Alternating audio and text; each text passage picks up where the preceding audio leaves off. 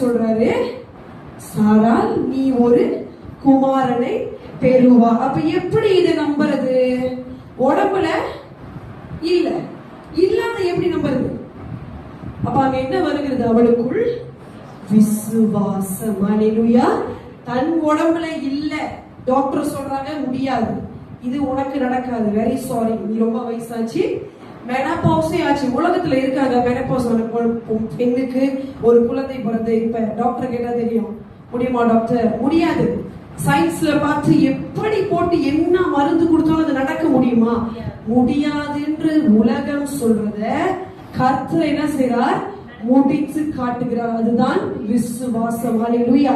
அப்ப அது நடக்கிறதுக்கு முதலாவது சாராள் சிரிச்சா, யாரா இருந்திருந்தாலும் நகைத்தாள். ஏன்னா அது நம்புறதுக்கான எந்த ஒரு அடையாளமும் இல்ல, அறிகுறி அவ உடல்ல இல்ல.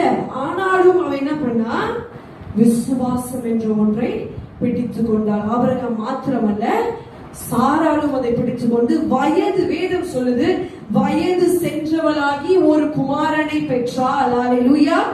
ஆமென். அப்ப ஆண்டவரால் கூடாத காரியம் ஒன்றுமே இல்லை. மருத்துவர் சொல்லலாம், வைத்தியர்கள் சொல்லலாம், சயின்ஸ் சொல்லலாம், பயாலஜி சொல்லலாம், ஆனால் இந்த விசுவாசம் என்ன பண்ணுங்க? அது எல்லாம்